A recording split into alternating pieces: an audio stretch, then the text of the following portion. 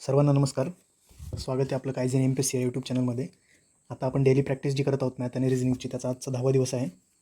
आता आजचे क्वेश्चन्स आपण पाहूया. पहिला प्रश्न हा दिशाज्ञान याच्यावर आधारित आहे. काय म्हटलं आहे? पूर्व पश्चिम सरळ रेषेत असणाऱ्या महामार्गावर ए आणि बी या दोन गावातून चिन्मय व निखिल हे दोघेजण एकमेकांना भेटायला निघाले. चिन्मय ए या गावातून सरळ रस्त्याने 20 किलोमीटर पुढे आला. पुढे रस्ता बंद असल्याने त्यास उजवीकडे वळून 20 किलोमीटर व पुन्हा डावीकडे वळून 13 किलोमीटर यावे लागले. नंतर डावीकडे वळून पुन्हा 20 किलोमीटर अंतर कापून चिन्मय महामार्गावर आला व थांबला. आणि निखिल बी या गावातून निघाला होता. त्याने महामार्गावर सरळ 35 किलोमीटर अंतर कापले आणि तो थांबला. आता त्यांच्यामधील अंतर किती, असा प्रश्न आपल्याला विचारलेला आहे. आता आपण काय करणार, लगेच आपण काय करूया, आकृती काढून घेऊया. आता पूर्व पश्चिम महामार्ग आहे म्हणजे बरोबर ही आपली पश्चिम दिशा आणि इकडं पूर्व दिशा. तर सरळ असणारा हा महामार्ग आहे. ओके, इकडं ए ठिकाण आहे आणि इकडं बी ठिकाण आहे. चिन्मय व निखिल आता निघाला. चिन्मय इकडनं निघाला ए ठिकाणावरनं, चिन्मय या साईडने निघाला. तर गावातून सरळ रस्त्याने तो 20 किलोमीटर अंतर आला. सरळ रस्त्याने तो 20 किलोमीटर अंतर चालत आला. नंतर काय झालं, पुढं आलं त्याला कळलं की इथं रस्ता बंद आहे, त्यामुळे तो आता उजवीकडे वळाला. उजवीकडे वळाला म्हणजे तो खालच्या दिशेने आता. आणि किती अंतर चालला तो, पुढे 20 किलोमीटर अंतर चालला. नंतर परत तो काय कळला, डावीकडे वळाला. डावीकडे वळाल्यानंतर तो आता परत इथं 13 किलोमीटर अंतर चालला. नंतर थोड्या वेळाने परत तो उजवीकडे वळून त्याने 20 किलोमीटर म्हणजे परत एवढंच अंतर तो कव्हर झाला. बरोबर हे 20 किलोमीटर म्हणजेच हे 20 किलोमीटर. आणि तो काय झाला, महामार्गावर येऊन थांबला. जो आपला ए ते बी हा महामार्ग आहे तिथं येऊन तो थांबला. त्याच वेळेस निखिलने काय केलं होतं, निखिलने बी ठिकाणाहून सुरुवात केली होती आणि तो सरळ 35 किलोमीटर चालत आला. सरळ असं 35 किलोमीटर कन्सिडर करूया, इथपर्यंत तो चालत आलेला आहे. आता निखिल इथे येऊन थांबला आहे, चिन्मय इथे येऊन थांबला आहे. आपल्याला काय विचारलं, त्यांच्यामधील अंतर किती आहे. आता त्यांच्यामधील अंतर आपण तेव्हाच सांगू शकतो जेव्हा आपल्याला काहीतरी ए आणि बी मधलं टोटल अंतर दिलेलं असेल, बरोबर. तर ते आपल्याला कोणतंही अंतर दिलेलं नाही किंवा त्याचं रेफरन्स म्हणजे काहीच रेफरन्स दिलेलं नाही आपल्याला. त्यामुळे पर्याय क्रमांक 4 सदरची माहिती ही अधुरी आहे असं आपण सांगू शकतो. फक्त आपलं दिशाज्ञान व्यवस्थित असणं गरजेचं आहे की एखादा माणूस डावीकडे वळतो म्हणजे एखाद्या पॉईंटपासून जर तो एखादा व्यक्ती, आता सपोज आपण नॉर्थ दिशेला चाललो आहे, डावीकडे वळायचं म्हणजे क्लॉकवाईज अँटी क्लॉकवाईज दिशेने वळायचं. ओके, घड्याळाच्या विरुद्ध दिशेने. आणि उजवीकडे वळणे म्हणजे घड्याळाच्या दिशेने क्लॉकवाईज वळणे असं आहे. आलं लक्षात. अशा पद्धतीने दिशाज्ञानवरील प्रश्न आपल्याला सोडवायचे. पुढचा प्रश्न पहा, काय बैठक व्यवस्था म्हणजे सिटिंग अरेंजमेंटवर हा क्वेश्चन आहे. खालील माहिती काळजीपूर्वक वाचा आणि त्यावर आधारित प्रश्नांची उत्तरं द्या. 6 व्यक्ती वर्तुळाकार बसलेले आहेत. ओके, 6 व्यक्ती वर्तुळाकार. तर अशा वेळेस लगेच वर्तुळ काढून घ्यायचं. 6 व्यक्ती कशा प्लॉट करतो आपण, अशा. ओके, आता ए आणि बी यांच्या समोर बसलेला आहे. तर द्या कुठेही देऊ शकतो आपण. या बी एकमेकांच्या समोर बसलेले आहेत. बी ही ईच्या उजव्या बाजूला बसलेली आहे. बी ही व्यक्ती ईच्या उजव्या बाजूला बसली म्हणजे ई डेफिनेटली इकडे असला पाहिजे, तरच त्याच्या उजव्या बाजूला बी बसू शकतो. आणि सीच्या डाव्या बाजूला बसलेली आहे म्हणजे तीच बी व्यक्ती ही सीच्या म्हणजे सी या साईडला येणार, बरोबर. आता सी ही डीच्या डाव्या साईडला बसलेली. सी ही डीच्या डाव्या बाजूला बसली म्हणजे डी कुठे येणार, डेफिनेटली इथे येणार. आता एफ ही एच्या उजव्या बाजूला बसलेली. एफ ही व्यक्ती, आता ए इथे आहे आणि आता एकच जागा राहिली म्हणजे डेफिनेटली एफ काय असणार, इथं बसलेली असणार. आता आपल्याला विचारलं काय, आता डीने त्याची जागा एफ बरोबर बदलली म्हणजे डीने काय केलं, आता म्हणजे इथे एफ होता त्या ठिकाणी काय आला, आता आपण दुसऱ्या कलरने दाखवूया. इथे डी आला आणि इथे एफ गेला. त्यानंतर ईने बी बरोबर जागा बदलली. आता ईच्या ठिकाणी कोण आला, बी आला आणि बीच्या ठिकाणी ई आला. जे बदललेल्या जागा आहेत त्या आपण निळ्या रंगाने दाखवलेल्या आहेत. तर सीच्या डाव्या बाजूला कोण बसेल, आता सी हा व्यक्ती इथं आहे. ओके, त्याची डावी साईड कोणती आहे, तर सर्व वर्तुळाकार म्हणजे आतमध्ये तोंड करून बसलेत ना, बरोबर. हे सर्वांची तोंड कुठल्या साईडला आहे, वर्तुळाच्या आतल्या दिशेने आहेत. त्यामुळे सीची डावी बाजू कोणती येणार, तर या साईडची, बरोबर. आता बस सीच्या डाव्या बाजूला आधी कोण बसलं होतं, बी बसला होता. परंतु जागा बदलल्यामुळे आता सीच्या डाव्या बाजूला कोण बसलेला आहे, तर ई बसलेला आहे. त्यामुळं पर्याय क्रमांक 1 याचं उत्तर बरोबर आहे. तर सिटिंग अरेंजमेंट म्हणजे बैठक व्यवस्थावरील जे क्वेश्चन्स आहेत आपल्याला अशा पद्धतीने सोडवायचे.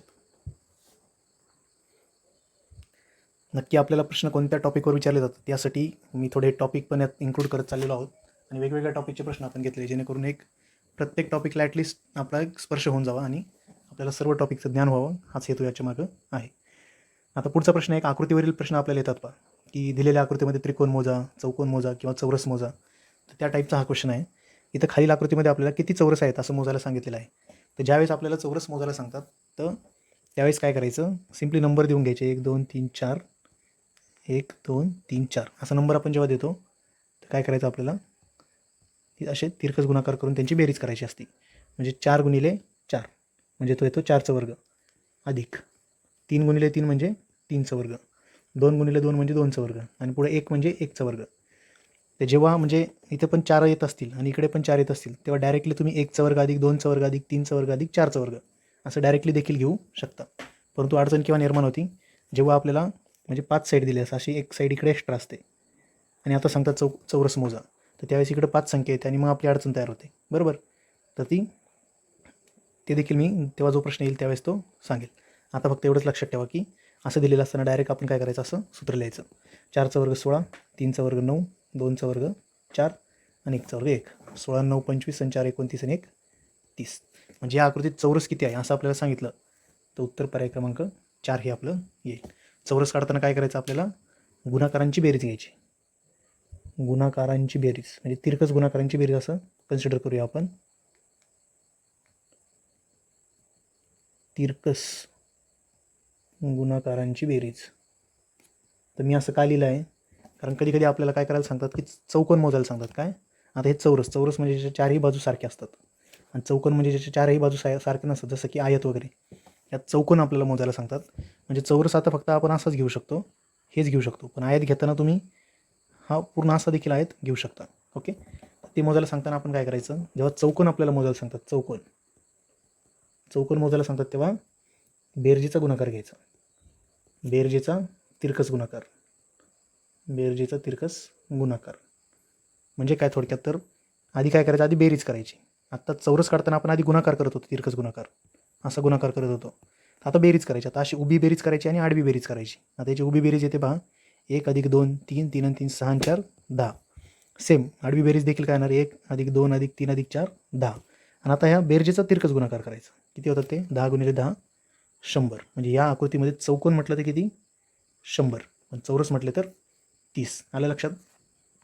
चौरस करताना काय करायचं, तिरकस गुणाकारांची बेरीज करायची आणि चौकोनच्या वेळेस बेरजेचा तिरकस गुणाकार करायचा. तर आकृतीवरील प्रश्न आपल्याला अशा पद्धतीने सोडवायचे आहेत. आता पुढचं घड्याळावर देखील आपल्याला प्रश्न विचारले जातात. म्हणजे घड्याळाचे जे तासकाटा असतो, मिनिट काटा असतो, त्यांच्यामधील कोण किती आपल्याला विचारला जातो. तर फक्त एक बेसिक माहिती लक्षात ठेवा की घड्याळ जे असतं आपलं, ते घड्याळ पूर्ण 360 डिग्रीचं असतं. म्हणजे घड्याळात एकूण 12 तास असतात. तर 12 तास म्हणजे किती, 360 डिग्री. बरोबर, तर 1 तास म्हणजे किती, 1 तास म्हणजे 30 डिग्री. आणि 1 तासात 60 मिनिट असतात ना, तर 60 मिनिट बरोबर काय येणार, 30 डिग्री. म्हणून 1 मिनिट काय येतं, 1 मिनिट बरोबर हाफ डिग्री. लक्षात, ते 2 फॉर्म्युले फक्त आपल्याला लक्षात ठेवायचं आहे. आता आपला प्रश्न पाहूया काय आहे. आणि तास काटा आणि मिनिट काटा यांच्यात मोस्टली 2च प्रकारचे कोण तयार होतील. एकतर विशाल कोण तयार होईल, किंवा लघु कोण तयार होईल. बरोबर, म्हणजे 180 डिग्रीपेक्षा जास्त असणारं कोण तयार होईल किंवा 180 डिग्रीपेक्षा कमी असणारं कोण तयार होईल. ते घड्याळ काढून घेऊया. ओके, राईट, घड्याळ असं असतं. इथं 12 वाजतात, इथं 3, इथं 6 आणि इथं 9. आता काय म्हटलं आपल्याला, 4:45 वाजता. 4:45 वाजल्यानंतर म्हणजे मिनिट काटा हा डेफिनेटली इथे असणार. राईट, मिनिट काटा 9वर असणार. आणि 4:45 म्हणजे 4 आणि 5च्या मध्ये, म्हणजे 5 वाजण्यासाठी अजून 15 मिनटं कमी आहे. म्हणजे तास काटा असा इथं कुठेतरी असणार. राईट, तास काटा हा असा कुठेतरी असणार इथे. ओके, तर या दोघांच्या मधला कोण, हा एक तयार होतो आणि हा बाहेरचा एक तयार होतो. परंतु आपले जे सगळे ऑप्शन जर बघितले तुम्ही, तर ते 180 डिग्रीपेक्षा कमी आहेत. याचा अर्थ आपल्याला हा मोठा कोण काढायचा नाही, आपल्याला हा छोटाच कोण काढायचा आहे. ओके, तर आपण आत्ताच पाहिलं की जवळजवळ ह्या प्रत्येक आकड्यामध्ये म्हणजे 6 ते 7, 7 ते 8 याच्यामध्ये 5-5 मिनिट असतात. राईट, त्या 5 मिनिटं, आता 1 मिनिट म्हणजे, राईट, तर 5-5 मिनिट याच्यामध्ये असतात. तर आपल्याला काय करायचं, आता मिनिट काटा जो आहे, मिनिट काटा आणि तास काटा. आता आपल्याला माहिती आहे की हा प्रत्येक तास काय आहे, 30-30 डिग्रीचा आहे ना. 1 तास म्हणजे कितीचा आहे, 30 डिग्रीचा आहे. 12 ते 1 मध्ये 30 डिग्री आहे, हे 30 डिग्री आहे.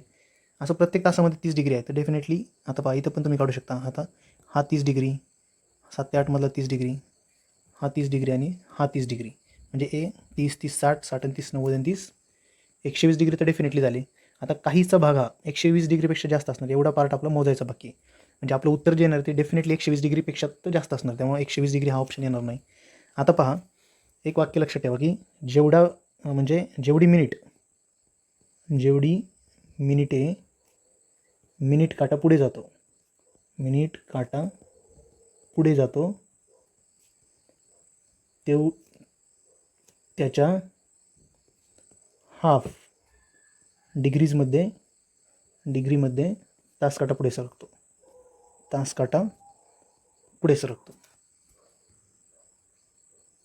म्हणजे मिनिट काटा जर 30 मिनिट पुढे गेला असेल, म्हणजे 6:30च्या आसपास असेल, म्हणजे 6:30 वाजले असेल सपोज, तर तास काटा हा 30 मिनिटं म्हणजे त्याच्या अर्धे किती होतात, 15 डिग्रीजमध्ये पुढे सरकलेला असेल.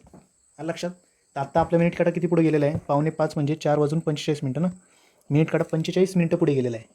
मिनिट काटा जर 45 मिनिटं पुढे असेल, ओके, तर तास काटा डिग्रीजमध्ये किती, त्याच्या अर्ध किती होतं, हे 22.5 डिग्रीज तास काटा पुढे सरकलेला असं. कुठपर्यंत, 4 पासून 5 पर्यंत जाताना हा 22.5 पर्यंत येऊन थांबलेला आहे. आणि याचं टोटल मेजरमेंट 30 डिग्री आहे आपल्याला माहिती आहे. 30 पैकी 22.5 जर तो पुढे आला आहे, तर हे उरलेलं जे मेजरमेंट आहे आपल्याला जे कॅल्क्युलेट करायचं तर ते 30मधनं काय करावं लागणार, आपल्याला वजा करावं लागणार. तर ते येतं 7.5 डिग्री. किती येतं, 7.5 डिग्री म्हणजे 7.5 डिग्री.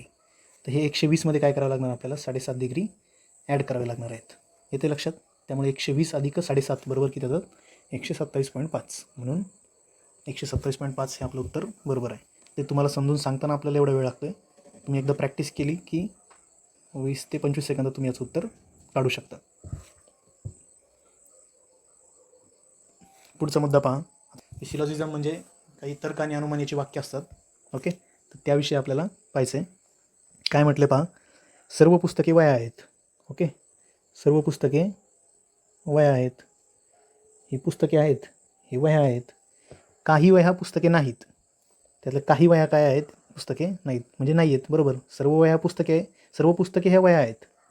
सर्व पुस्तके हे वह्या आहेत, परंतु काही वह्या ह्या पुस्तके नाहीत. तेव्हा ते वाक्य होऊन जाते फुलफिल या आकृतीमध्येच.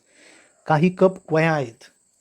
काही कप वह्या आहेत म्हणजे हे काही कप म्हणजे कप ते वह्या आहेत, म्हणजे हे कप आहेत ते जे की वह्या पण आहेत. आणि एकही कप पुस्तक नाही. पुस्तक आणि कपाचं काहीच रिलेशन नाही आहे, हे आपल्याला दाखवलेले आहे. अशा वेळेस त्याला काटे देऊन टाकायचे. ओके, म्हणजे या दोघांचा एकमेकांशी काही संबंध येणार नाही, ते एकमेकांना हेट करतात. जेव्हा निगेटिव्ह वाक्य येतात आपलं नाहीचे, तेव्हा थोडं सावध राहायचं. ओके, पुस्तक आणि कपाचा काही संबंध येणार नाही. आपल्याला काय सांगितले, अ ब कडे ही 4 विधाने सत्य मानली तर पुढीलपैकी बरोबर विधान कोणते. तर आता काय म्हटले, काही पहिलं वाक्य पहा, काही पुस्तके कप असू शकतात. आता पुस्तके आणि कप यांचं काही रिलेशन एस्टॅब्लिश होणार आहे का, नाही, कारण ते दोघंही एकमेकांना काय करतात, हेट करत आहेत. त्यामुळे त्यांचं काही म्हणजे एकमेकांशी काही संबंध येणार नाही. म्हणून काही पुस्तके कप हे असू शकत नाही. सर्व वह्या कप आहेत. सर्व वह्या कप आहेत का, नाही, कारण काहीच कप हे वह्या आहेत असं म्हटलं म्हणजेच काही वह्या या कप असतील, परंतु सर्व वह्या मात्र कप असणार नाहीत. तिसरं वाक्य काय म्हटले, काही वह्या ह्या कप व पुस्तके दोन्ही पण आहेत. काही वह्या ह्या कप व पुस्तके दोन्ही पण आहेत. म्हणजे कप आणि पुस्तके हे कॉमन आहेत, जे की वह्यामध्ये पण आहे. परंतु असं आहे का, नाही, पुस्तक आणि कपाचा काही संबंध नाही, असं आपण आत्ताच पाहिले. त्यामुळे जर असं हे वाक्य एस्टॅब्लिश करायचं असेल तर आकृती कशी पाहिजे होती, ह्या आपल्या वह्या, हे पुस्तकं आणि हे कप. तर हे मधला जो पार्ट आहे, हे वह्यांचा काही भाग हा पुस्तकामध्ये पण येतो आणि कपमध्ये पण येतो.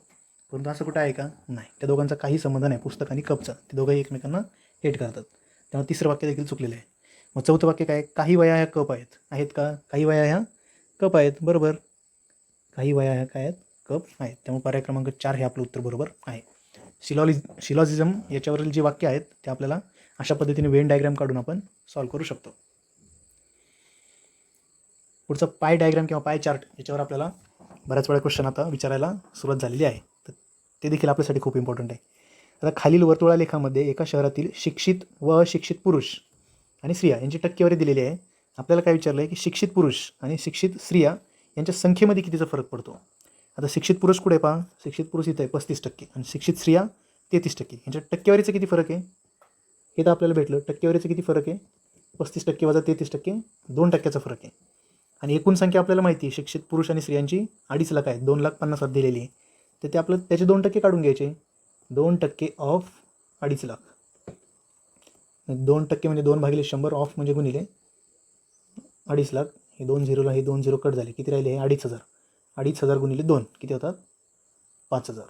बरोबर. तर मग असे किती लोक आहेत, मी त्यांच्यातला फरक किती जर विचारलं, किती लोक त्यांचा फरक आहे, तर 5,000 लोकांचा त्याच्यामध्ये फरक आहे, शिक्षित पुरुष आणि शिक्षित स्त्रियांमध्ये. लक्षात येते, एवढं सोपं हे असतात. हातचे आपले हे मार्क्स असतात ते आपल्याला फिक्स करायचे. पुढचा प्रश्न जो आहे आपला तो सरासरी आणि शेकडेवारी हे दोन जे टॉपिक आहेत म्हणजे असं त्यात कंबाईन करून तो विचारलेला आहे. म्हणजे असं बऱ्याच वेळा असं होतं की एक दोन टॉपिक मिळून क्वेश्चन आपला फ्रेम होतो. ठीक आहे, तर काय क्वेश्चन आहे पहा. एका महाविद्यालयातील नियमित प्राध्यापकांच्या एका महिन्याचा पगाराची सरासरी 80,000 आहे आणि कंत्राटी प्राध्यापकांच्या एका महिन्याच्या पगाराची सरासरी 60,000 आहे. जर त्यांच्या दोघांच्या पगारांची सरासरी काढली असतं ती 68,000 येते. तर कंत्राटी प्राध्यापकांच्या महाविद्यालयातील सरासरी म्हणजे टक्केवारी किती आहे. ठीक आहे, तर आपल्याला दोन पद्धतीचे विचारलेले आहेत. एक प्रकारचे आहे कंत्राटी लोक आणि दुसरे प्रकारचे आहे नियमित लोक. आपल्याला विचारले कंत्राटी, तर आपण कंत्राटी लोक एक्स मानू. किती? x% मानू. आता x% मानण्यापेक्षा लक्षात घ्या टक्के म्हणजे 100पैकी. तर 100पैकी आपण काय टोटल लोक 100 मानूया. ओके, म्हणजे आपल्याला पर्सेंटेज ते काढायला सोपं जाईल. तर 100पैकी म्हणजे एक्स कंत्राटी एक्स असेल तर नियमित लोक किती असणार 100 - एक्स. कारण एकूण लोक किती आपण 100 मानलेली आहेत. राईट. आता हे कंत्राटी एक्स आहे तर नियमित हे आहेत. आता आपल्याला माहिती आहे कंत्राटी लोकांच्या पगाराची सरासरी किती आहे. कंत्राटी लोकांच्या पगाराची सरासरी 60,000 आहे. त्यांचा एकूण पगार काय असेल. सरासरी म्हणजे काय असतं एकूण पगार भागिले एकूण संख्या त्यांची किती लोक आहेत ते बरोबर सरासरी. म्हणजे संख्येने जर सरासरीला मल्टिप्लाय केलं तर आपल्याला एकूण पगार भेटेल. त्यांचा सरासरी 60,000 आहे, संख्या त्यांची एक्स आहे, तर एकूण पगार काय येणार त्यांचा 60,000 गुणिले एक्स बरोबर. आणि नियमित लोक किती त्यांची सरासरी काय आहे 80,000 आहे. तर याला काय करणार तुम्ही 80,000ने गुणणार. त्या दोघांची काय आलं आता बेरीज करायची आणि त्याला जर डिवायडेड बाय आपण एकूण लोक केले. आता हा कंत्राटी लोकांचा पगार, हा नियमित लोकांचा पगार, त्याला डिवाइड बाय टोटल लोक किती आहेत आपण 100 मानलेले आहेत. ते जर 100 केले तर त्यांची सरासरी किती येते पहा. त्यांची सरासरी येते 68,000. सर्वांची एकत्रित सरासरी केली तर ती येते 68,000. तर अशा वेळेस मग आपण पुढचं गणित सॉल्व करायचं आहे. आता हा 100 जो आहे तो मग तिकडे जाऊन काय होणार मल्टिप्लाय होणार 68,000ला. 2 शून्य वाढले म्हणजे 68,000 गुणिले 100 असं जेव्हा लिहितो आपण तेव्हा याच्यावर 2 शून्य आपण द्यायचे. ठीक आहे. आता याच्यामध्ये पहा आपल्याला काय करू शकतो 60,000 इथं 80,000 आहे. कॅल्क्युलेशन खूप मोठं होते. तर यातनं आपण 10,000 कॉमन काढू. म्हणजे जर सर्व संख्यांना आपण 10,000ने डिवाईड केलं तर उत्तर आपलं सेमच राहणार आहे. याला देखील 10,000ने डिवाईड करू, याला देखील 10,000ने करू आणि या पूर्ण संख्येला देखील 10,000ने करूया. 1 2 3 4 झिरो कट करूया. 1 2 3 4 झिरो कट झाले. 1 2 3 4 1 2 3 4 1 2 3 4 1 2 3 4. ह्यातल्या 100ला कट करायचं नाही कारण ते सबट्रॅक्शनमध्ये आहे एक्स सोबत. ओके, आता इथं काय उरलं मग 6 एक्स उरतात.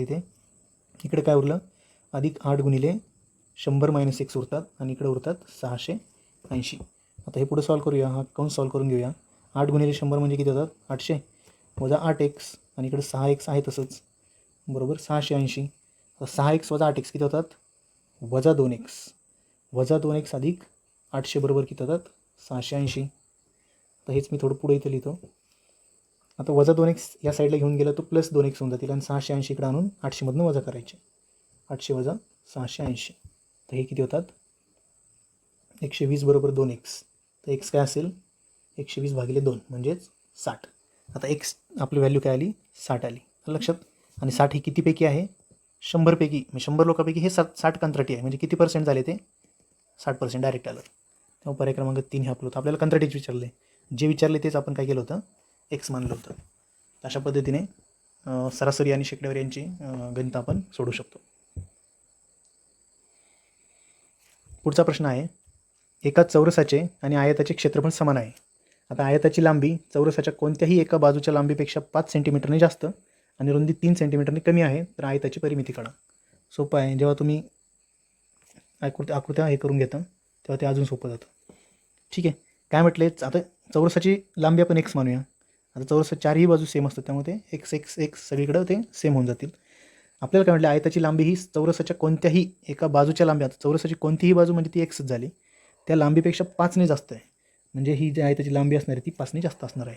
आणि रुंदी किती आहे ती 3ने कमी आहे एक्स वजा 3. लक्षात. त्या आयताची परिमिती काढा. परिमिती काढायला सांगितलं तर आपण काय यांच्या दोघांचं क्षेत्रफळ सेम आहे. हे काठ आपल्याला दिली आहे. चौरसाच्या आणि आयताचं क्षेत्रफळ समान आहे. आता क्षेत्रफळ कसं काढतो आपण चौरसाचं क्षेत्रफळ म्हणजे बाजूचं वर्ग बरोबर. चौरसाचं क्षेत्रफळ म्हणजे बाजूचं वर्ग आणि आयताचं क्षेत्रफळ म्हणजे लांबी गुणिले रुंदी. आता बाजू याची एक्स आहे, एक्सचा स्क्वेअर होईल. लांबी किती याची एक्स प्लस 5 आणि रुंदी एक्स मायनस 3.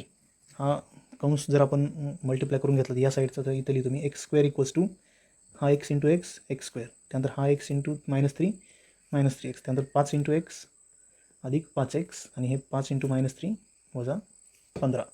ह्या x स्क्वेअरला x स्क्वेअर कॅन्सल झाला, इकडं 0 राहिलं. 0 बरोबर काय -3x आणि 5x किती होतात 2x. दोघांचे चिन्ह वेगवेगळे आहेत, त्यामुळे करताना वजाबाकी करायची आणि मोठ्या संख्येत चिन्ह द्यायचं. वजाबाकी याची येते 2x आणि मोठी संख्या +5 असल्यामुळे +5 चिन्ह राहणार, वजा 15. आता हे -15 इकडे काय होणार +15 होणार, म्हणून इकडं 15 बरोबर 2x. हेन्स x बरोबर काय राहील 15/2, ते किती येतात 7.5. एक्सची व्हॅल्यू किती आली 7.5. आपल्याला विचारलं काय आहे त्याची परिमिती. ही जर 7.5 असेल, 7.5 अधिक 5 किती होतात 12.5 आणि 7.5 वजा 3 किती होतात 4.5. तर लांबी भेटली, आता रुंदी भेटली. परिमिती म्हणजे काय असते 2 गुणिले लांबी, लेंथ प्लस ब्रेडथ, रुंदी. लांबी अधिक रुंदी 2 गुणिले 12.5 अधिक 4.5, 12 × 4 = 16 × 17. 17 गुणिले 2 बरोबर किती होतात 34 सेंटीमीटर. ओके, उत्तर काय आलं आपलं 34 सेंटीमीटर. तर आपल्याला व्यवस्थितमध्ये ते आकृती समजून घ्यायची आणि इक्वेशन तयार करायचे. अशा पद्धतीने क्षेत्रफळ, आता याच्यामध्ये आयताचं क्षेत्रफळ, चौरसाचं क्षेत्रफळ, आयताची परिमिती आणि चौरसाची परिमिती, तर याचे फॉर्म्युले जर तुम्ही लक्षात ठेवले तर ते अजून तुम्हाला सोपं जाईल. पुढचा प्रश्न आपला जो आहे तो संख्या प्रणालीवर आहे, नंबर सिस्टीम. आता काय म्हटले, जर n ही सर्वात लहान नैसर्गिक संख्या असेल तर n/2, n/3, n/4 आणि n/5 या सर्व नैसर्गिक संख्याच येतील. आता नैसर्गिक संख्या म्हणजे काय, ज्या नैसर्गिक 1, 2, 3, 4 ज्या पूर्णांकात येणार नाही, आलं लक्षात, ज्या पूर्णांकात येणार नाही त्या संख्यांना काय म्हणायचं नैसर्गिक संख्या म्हणायचं. तर n ची व्हॅल्यू काय येईल असं आपल्याला विचारलं. थोडक्यात n ची व्हॅल्यू अशी असणार आहे की जी 2 ने पण डिवाईड होईल, 3 ने पण डिवाईड होईल, 4 ने पण डिवाईड होईल आणि 5 ने पण डिवाईड होईल. म्हणजे यांनी ह्या संख्येने जर त्या nला भाग जात असेल तरच ते आपल्याला तो वरती एक पूर्ण नंबर भेटेल आणि ती नैसर्गिक संख्या बनून जाईल. अशा वेळेस काय करूया आपण, म्हणजे ह्या सर्व संख्यांनी भाग जाण्यात एक संख्या शोधायची. म्हणजेच काय शोधायचं रे आपल्याला LCM शोधायचं आहे.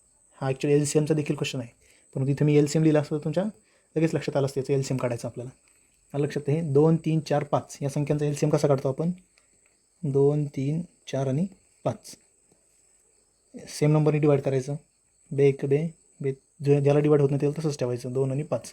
त्याच्या पुढे डिवाईड होत नाही तेव्हा सरळ याचा याचा याचा याचा आणि याचा गुणाकार करायचा. 5 दुने 10, 10 दुने 10 30, 30 दुने 60. लक्षात किती आलं 60. म्हणजे LCM काय आला आपला 60. म्हणजे ती संख्या काय असणार आहे, कारण ती सर्वात लहान विचारली ना आपल्याला, लिस्ट कॉमन मल्टिपल. ओके, म्हणजे ती संख्या 60च असणार आहे, जी 60मुळे काय होणार त्याला 2 ने पण भाग जाणार, त्यानंतर 60/3 ने पण पूर्ण भाग जातो आहे, 60/4 ने पण पूर्ण आणि 60/5 ने देखील पूर्ण भाग जातो आहे. याला 30चा भाग जातो आहे, याला 20चा जातो आहे, याला 15चा जातो आहे, याला 12चा जातो आहे. तर अशा पद्धतीने आपण काय केलेलं आहे, नैसर्गिक संख्यांचा प्रश्न जो तो आपण सॉल्व्ह केलेला आहे. आपला पुढचा प्रश्न आहे तो पहा, तो म्हणजे नफा आणि तोटा या प्रकारावर आपला पुढचा प्रश्न आहे. काय म्हटले, 2 वस्तू प्रत्येकी 1400 रुपयाला विकल्या गेल्या. एका व्यवहारामध्ये 20% तोटा झाला, दुसऱ्या व्यवहारामध्ये 20% नफा झाला. तर व्यवहारात नफा किंवा तोटा किती झाला. तर आता तुम्ही याला 2 प्रकारे करू शकता. एक म्हणजे 2 व्यवहार, पहिला व्यवहार दुसरा व्यवहार, त्यामध्ये त्याची खरेदी किंमत काढू शकता, दुसऱ्याची पण खरेदी किंमत काढू शकता. नंतर मग एकूण तुम्हाला नफा किंवा तोटा कॅल्क्युलेट करून पर्सेंटेज नफा तोटा कॅल्क्युलेट करू शकता. किंवा दुसरा एक याला ट्रिक अशी आहे की जेव्हा असा व्यवहार होतो ज्यामध्ये खरेदी किंमत विक्री किंमत सेम असते, म्हणजे विक्री किंमत जर सारखी असेल आणि एका व्यवहारात पर्सेंटेज नफा आणि दुसऱ्या व्यवहारात सेम पर्सेंटेजचा तोटा असेल.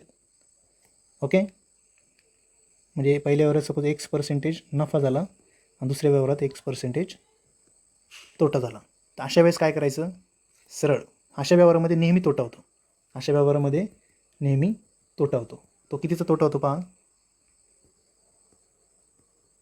तोटा होतो म्हणलं हे ऑप्शन कट झाले, फक्त 2च उत्तर आपले येऊ शकतात. आणि ते कसं काढायचं, x²/100. आता x म्हणजे हा पर्सेंटेज नफा किंवा तोटा असतो. तर एक्सच्या ठिकाणी काय आता किती आपला उदाहरणामध्ये 20% आहे, मग 20चा वर्ग भागिले 100. 20चा वर्ग किती येतो 20 गुणिले 20, 20चा वर्ग म्हणजे 20 गुणिले 20, तो किती येतो 400 भागिले 100. हे 2 0 गेले, उरले किती फक्त 4. तर किती टक्के तोटा आला, 4% तोटा आला. अशा पद्धतीने देखील तुम्ही करू शकता. हे एक स्पेशल टाईपचं गणित आहे, ते लक्षात ठेवा. जेव्हा दोन वस्तू ह्या सेम किमतीला विकल्या जातात आणि एका व्यवहारामध्ये तोटा होतो आणि दुसऱ्या व्यवहारामध्ये नफा होतो सेम पर्सेंटेजचा, तर अशा वेळेस काय करायचं, त्या व्यवहारात नेहमी तोटा होतो आणि तो तोटा कितीचा असतो, तर x² / 100. हा एक फॉर्म्युला तुमच्या वहीमध्ये लिहून ठेवा. पुढचा प्रश्न आपला घातांक आणि त्याचे नियम याच्यावर आहे. म्हणजे आपण घातांकाचे जे नियम वगैरे पाहतो तर त्याविषयी ते आहे. तर घातांकाचे 1-2-4 बेसिक नियम आहे, ती फक्त मी इथं लिहून देतो तुम्हाला. a⁻m × a⁻n बरोबर काय असतं, a⁻m + n असं घातांकाची बेरीज होते. त्यानंतर a⁻m डिवाइडमध्ये a⁻n बरोबर घातांकाची काय होते, वजाबाकी होते. त्यानंतर घातांक जर समान असेल म्हणजे a⁻m गुणिले b⁻m असेल तर a गुणिले b कॉमन त्याचा m होऊन जातो. परत a⁻m असेल त्याची परत पॉवर n असेल तर काय होऊन जातं, a⁻m × n होऊन जातं. हे 2-3 महत्त्वाचे बेसिक नियम आहेत, हे लक्षात ठेवा. आता इथं काय वापरले पहा, तर 16 आता इथं लिहून घेतो मी. 16ची पॉवर किती आहे, 3/4 गुणिले 8ची पॉवर किती आहे, 2/3 भागाकारामध्ये 4ची पॉवर किती आहे, तर 5/2. अजिबात आपल्याला काही सॉल्व न करता आपण डायरेक्ट याचं उत्तर काढणार आहोत. आता 16 म्हणजे काय पहा, 16 म्हणजे लक्षात ठेवा, 16 मी 2च्या पट्टीमध्ये आहे तो. 2चा पहिला घात हा 2 असतो, 2चा दुसरा घात 4, 2चा तिसरा घात 8 आणि 2चा चौथा घात 16. तर 16 म्हणजे काय, 2चा चौथा घात, त्याला असं जर लिहून घेतलं तर वरती 3/4 तसंच ठेवा गुणिले. आता 8बद्दल पहा काय, 8 म्हणजे काय, 2चा तिसरा घात आहे म्हणजे 2/3. भागाकारामध्ये 4 म्हणजे काय, 2चा दुसरा घात आहे, 2चा दुसरा घात आणि 5/2. आता इथं काय करायचं आपल्याला पहा, आता हा फॉर्म्युला पाहिजे आहे. a⁻m⁻n असेल तर a⁻m × n करायचं. मग 2 a⁻m झाला हा आणि हा त्याला n आहे, ते दोघांचं काय करायचं, गुणाकार करायचं. म्हणजे काय येईल, 2ची पॉवर काय येईल, 4 गुणिले 3/4. परत पुढचं 2 गुणिले 3 गुणिले 2/3. ओके, आणि भागाकारामध्ये 2⁵/2. आता ह्या 4ला हा 4 कट होणार, ह्या 3ला हा 3 कट होणार, ह्या 2ला हा 2 कट होणार. म्हणजे राहते काय, फक्त 2ची पॉवर काय राहते, 3 गुणिले इथं 2ची पॉवर काय राहते, 2 खाली भागिले 2ची पॉवर काय राहते, 5. आता परत हा फॉर्म्युला पहा काय, a⁻m आहे का, a⁻m × a⁻n. तर घातांकाची काय होणार, बेरीज होणार. ते मी इथं लिहितो वरती 2 मग काय होणार, 3 + 2 होणार. खाली 2⁵ आहे तसंच. 2⁵3 + 2 म्हणजे किती, 2⁵5 आणि खाली पण काय आहे, 2⁵5 सेम आले व्हॅल्यू, त्यामुळे त्या कट झाल्या. पर्याय क्रमांक 3 म्हणजे 1 हे त्याचं उत्तर असणार आहे. अशा पद्धतीने घातांकाचे 3-4 नियम लक्षात ठेवा. कोणताही प्रश्न आला की आपण त्याच्यावर सॉल्व करू शकतो. पुढचा प्रश्न पहा, काय म्हटले, गणित व इंग्रजी याचे सरासरी गुण 81 आहे. म्हणजे गणित अधिक इंग्रजी सरासरी म्हणजे भागाकारामध्ये 2 लिहायचं, तेव्हा ती सरासरी 81 येते. याचाच अर्थ काय होतो, गणित अधिक इंग्रजी याचे मार्क काय असतील, 2 काय होणार, याला मल्टिप्लाय होणार. 81 गुणिले 2 किती होतात, ते 162. त्यानंतर पुढे काय म्हटलं, इंग्रजी आणि विज्ञान यांचे सरासरी गुण 88. इंग्रजी अधिक विज्ञान यांचे सरासरी गुण किती आहे, 78. ते 2 परत इकडे जाऊन मल्टिप्लाय होणार. म्हणजे काय येणार, इंग्रजी अधिक विज्ञान बरोबर 78 गुणिले 2 किती होतात, 8×8 = 16, 15, 156. पुढे काय म्हटलं, विज्ञान आणि गणित यांचे सरासरी गुण 93. विज्ञान आणि गणित यांचे सरासरी गुण किती होतात, 93. म्हणजे 93 गुणिले 2 किती होतात, ते 186 बरोबर विज्ञान अधिक गणित. इथपर्यंत आपल्याला समजलं. प्रश्न आपण मांडून घेतला. आपल्याला विचारले काय, गणिताचे गुण विचारलेत. सोपं आहे. या तिघांची जर आपण बेरीज केली तर काय होते, गणित 2 वेळा लिहिला जातो आहे, म्हणजे 2 टाइम्स गणित अधिक इंग्रजी 2 वेळा येते, 2 टाइम्स इंग्रजी.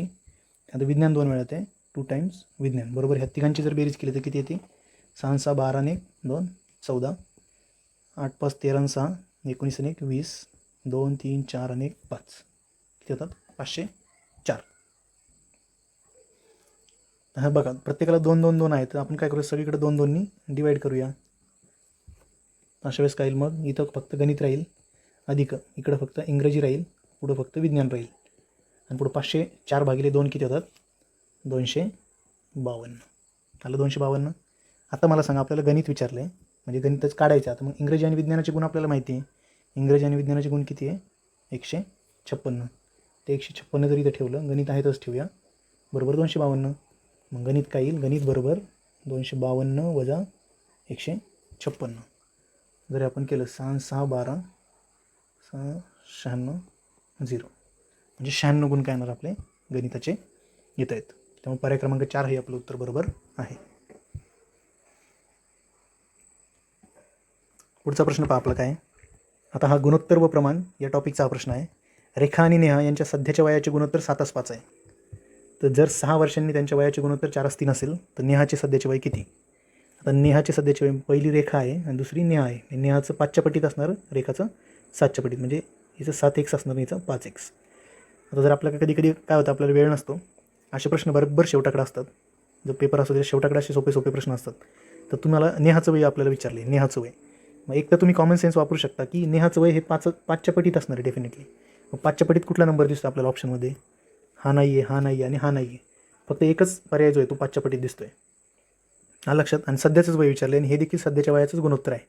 म्हटलं डेफिनेटली याचं उत्तर काय येणार आहे आपलं 30 येणार आहे. म्हणजे बघता क्षणीच 5 सेकंदात याचं तुम्ही उत्तर मार्क करून पुढे जाऊ शकता.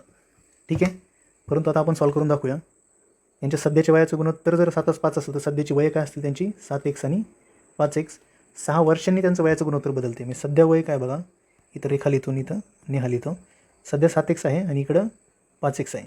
याच्यामध्ये काय केलं, 6 वर्षांनी म्हणजे 6 6 आपण काय करणार ॲड करणार आणि यांचं 6 वर्षांनी गुणोत्तर काय बनते 4:3 बनते. आता हे क्रॉस मल्टिप्लाय करून घ्या. 3 गुणिले 7x + 6 बरोबर 4 गुणिले 5x + 6.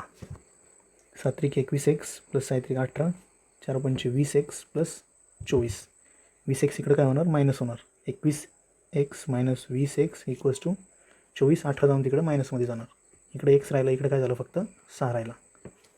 आलं x बरोबर 6. आणि आपल्याला काय विचारलं, नेहाचं वय विचारलं आहे. नेहाचं वय किती आहे 5x, म्हणजे 5 गुणिले 6 बरोबर किती 30 वर्ष. आलं लक्षात. तर पर्याय क्रमांक 3 हे त्याचं उत्तर बरोबर आहे. म्हणजे थोडं अटेंटिव्ह राहायचं, आपल्याला व्यवस्थित बघायचं फक्त. जर वेळ नसेल आपल्याकडे तर असे तुक्के आपल्याला वापरावे लागतात. आणि बऱ्याच वेळा आपण याच्यामध्ये लकी पण ठरतो, कारण आयोगाने पण तसेच ऑप्शन सेट केलेले असतात. पुढचा प्रश्न पहा काय म्हटलं आहे. अंतर्वेग जो आपला टाईम अँड डिस्टन्स, टाईम आणि डिस्टन्स याच्यावरचा हा क्वेश्चन आहे आपला. मुंबई ते नागपूर हे 850 किलोमीटरचे अंतर आहे. मुंबईहून सकाळी 7:30 वाजता सुटलेली ताशी 80 किलोमीटर वेगाने जाणारी ट्रेन त्याचवेळी नागपूरहून सुटलेल्या ताशी 90 किलोमीटर येणाऱ्या ट्रेनशी किती वाजता भेट होईल. थोडक्यात काय करूया, हे मुंबई ते नागपूरचे अंतर आहे किती 850. ओके. इकडनं जी ट्रेन सुटते ती दोन्ही ट्रेन 7:30 वाजता सुटतात. म्हणजे स्टार्टिंग टाईम दोन्ही ट्रेनचा काय आहे 7:30 वाजता आहे. जर नसेल तर तो आपल्याला इक्वल करून घ्यावा लागतो. एक ट्रेन कुठेतरी पुढं आणून ठेवावी लागते. परंतु इथं आपण लकी आहेत की दोन्ही टाईम सारखाच आहे. आता इकडची जी ट्रेन आहे मुंबईवरून निघणारी, ओके, तर ती ताशी 80 किलोमीटर पर आवरने निघते. ओके. एका तासाला ती 80 किलोमीटर पुढे येते. आणि ही ट्रेन जी आहे जी नागपूरवरून येते ती 90 किलोमीटर प्रति तास याने अशी पुढे येते. तर डेफिनेटली ते कुठेतरी असं इथं मध्ये कुठेतरी भेटतील. Okay, right. म्हणजे ते आणि दोघांच्या भेटण्याचा टाईम काय असणार आहे सारखा असणार. कारण ते एकाच वेळी, म्हणजे ही जर 2 तास पुढे आलेली असेल तर तेव्हा ही देखील 2 तास पुढे आलेली असणार आहे. फक्त तिचं स्पीड जास्त असल्यामुळे हिचा तर ती जास्त पुढे येईल आणि इकडचं स्पीड कमी असल्यामुळे ती थोडी कमी पुढे येईल. परंतु दोघांचं टायमिंग मात्र सेम असणार आहे भेटण्याचा. लक्षात. तर म्हणजे असं मानूया की आपण त्यांची भेट ही सपोज इथं म्हणजे हे एक अंतर कापल्यावर होती. ह्या ट्रेननी एक अंतर कापलं की ही भेट आपली त्याची या ठिकाणी होती. हे जर एक्स असेल ते टोटल उरलेले डिस्टन्स काय असणार आहे 80 850 वजा एक्स असणार आहे. कारण टोटल डिस्टन्स किती आपण पाहिलं होतं मग अशी 850 टोटल डिस्टन्स आहे. तर दोघांचं टायमिंग सेम आहे. म्हणजे T1 बरोबर काय आहे T2. ओके. तर आणि आपल्याला फॉर्म्युला माहिती आहे डिस्टन्स बरोबर टाईम इंटू व्हेलॉसिटी असतं. आपल्याला आता टाईम दिलेला आहे म्हणजे डिस्टन्स आपण व्हेलॉसिटी घ्यावं लागेल. तर टाईम म्हणजे काय d1/v1 = d2/v2. डिस्टन्स 1 किती आहे पहिल्याचं. आता 1 आपण एक्सची जी ट्रेन आहे इकडची ट्रेन जी मुंबईवरून निघणारी तिला पहिली ट्रेन मानूया. ही मुंबईवाली ही नागपूरवाली. तर डिस्टन्स 1 किती आहे 850/x. व्हेलॉसिटी किती तिची 80 बरोबर. दुसऱ्याचं डिस्टन्स x आहे आणि त्याची व्हेलॉसिटी 90 आहे. ओके. ह्या 0ला हा 0 कट झाला. आता इथे लिहितो मी. क्रॉस मल्टिप्लाय करा. 9 गुणिले 850x = 8x. तर आत जर मल्टिप्लाय केला तर 9 गुणिले 850 तसंच ठेवा. कॅल्क्युलेशन काय लगेच करू नका. वजा 9x बरोबर 8x. आता हे वजा 9x तिकडे जाऊन काय होतील अधिक 9x होतील. 8 आणि 9 किती होतात 17x होऊन जातील. आणि इकडे फक्त 9 गुणिले 850 राहील. म्हणजे 9 गुणिले 850 शिल्लक आहे आणि इकडचे 17 काय होतील, इकडे जाऊन डिवाईड होतील, म्हणजे बरोबर फक्त एक्स राहील. 17 एक 17, 17 पाच 85, 0, 9 पाच 45, 450 किलोमीटर. एक्सची व्हॅल्यू किती आली, 450. ही जर 450 किलोमीटर असेल तर ही उरलेली किती असणार आहे, 850मधनं जर ती वजा केली तर ती येते 400 किलोमीटर. तर काढा मग आता, ही जर 90 किलोमीटर पर आवरने 450 किलोमीटर येते, तर ती वेळ किती घेईल, ती त्याला डिवाइड बाय 90 केलं तर 5 तास घेणार. आणि ही जर 5 तास घेईल तर ही देखील 5 तास घेणार. 400 भागिले 80, 8 45, आलं 5 तास. डेफिनेटली 5 तासांनी काय होतात, त्या ट्रेन एकमेकांना भेटत आहे. ठीक आहे. 7:30 नंतर 5 किती होतात, दुपारी 12:30 वाजता. अशा पद्धतीने जे टाईम अँड डिस्टन्सचा हा थोडा डिफिकल्ट टाईपचा प्रश्न होता, किंवा आपण याच्यामध्ये ऑप्शनमधनं जर गेलो तरी आपल्याला बराच वेळा फायदा होतो. म्हणजे एवढं सगळं करत बसण्याची देखील गरज नाही, फक्त कन्सेप्ट क्लिअर असणं गरजेचं आहे. त्याशिवाय तुम्ही ऑप्शनमधनं पण जाऊ शकत नाही. आता सकाळी 10 वाजता जर ते भेटत असतील, ओके, 10 वाजता जर भेटत असतील तर ही जी 80 किलोमीटरवाली ट्रेन आहे, म्हणजे 10:30 म्हणजे किती होतात, जवळजवळ 2.5 तास होतात. तर 80 किलोमीटरवाली ट्रेन किती जाणार, 2 तासात 160 अधिक पुढचे 40, म्हणजे 200 किलोमीटर जाणार. आणि 90वाली ट्रेन किती होणार, 180 अधिक 45 किती होतात, 180 अधिक 45 किती होतात, ते 5, 225. 225 आणि 200 मिळून होतात का 850, नाही होत. त्यामुळे हा ऑप्शन कट झाला. असं पण जाऊ शकता तुम्ही. 11:30 म्हणजे किती होतात, 4 तास होतात. 4 तासात ही 320 किलोमीटर झाले, 8 चौक 32 आणि 9 चौक 36, ही दुसरी 360 येणार. हे मिळून होते का 850, 8 आणि 6, 680 होते. म्हणजे हे देखील ऑप्शन कट झाला. मग तिसरा ऑप्शनकडे जायचं. तिसरा ऑप्शन काय सांगतो, आपलं 12:30 म्हणजे 5 तासांनी. आता 80वाली ट्रेन 5 तासात किती जाईल, 8 म्हणजे 400 किलोमीटर. 90वाली किती येईल, 9 वजा 45, 450 किलोमीटर. या दोघांची बेरीज जर केली ती किती, ती मात्र 850 येते. म्हणजे विदिन 10 सेकंदात देखील मी याचं 10 ते 15 सेकंदात त्याचं उत्तर आपण काढू शकतो. फक्त त्यासाठी तुमची कन्सेप्ट क्लिअर असणं खूप गरजेचं आहे. मला लक्षात, मी तर बऱ्याच वेळा असं ऑप्शनमधूनच जातो आणि बघा 10 ते 15 सेकंदात मी याचं उत्तरापर्यंत पोहोचलो. बाकीचं करायला मला ॲटलिस्ट मिनिमम एक मिनिट तरी लागेल, पण ते 10 सेकंदात मी याच्या उत्तरापर्यंत पोहोचू शकतो. तर कधी कधी ऑप्शनमधून जाणं पण बेटर राहतं. तर ते देखील म्हणजे एलिमिनेशन पद्धत देखील वापरायला आपण पाहिजे. ठीक आहे. आजचं आपलं शेवटचं गणित पाहूया आता. मसावी आणि लसावी या टॉपिकवरचं हे गणित आहे. काय म्हटलं आहे, दोन संख्यांचा महत्तम सामायिक विभाजक हा 12 आहे. त्यांचा लघुत्तम सामायिक विभाजक, आता इथं विभाजक नाही पाहिजे, ॲक्च्युली इथं विभाज्य पाहिजे. आयोगाकडून देखील अशा मिस्टेक होतात. लसावी हा 1800 आहे. जर एक संख्या 60 असेल तर दुसरी संख्या शोधा. तर डेफिनेटली आपला फॉर्म्युला माहिती आहे आपल्याला, मसावी गुणिले लसावी बरोबर फर्स्ट नंबर आणि गुणिले सेकंड नंबर. तर मसावी किती आपला 12, लसावी किती आहे 1800. पहिली संख्या आपल्याला माहिती 60, तर दुसरी संख्या x असेल. 60ला काय करा, डिव्हिजनमध्ये आणा इकडे, म्हणजे 12 गुणिले 1800 भागिले 60. 0 0 कट झालं, 6 1 6, 6 3 18 0.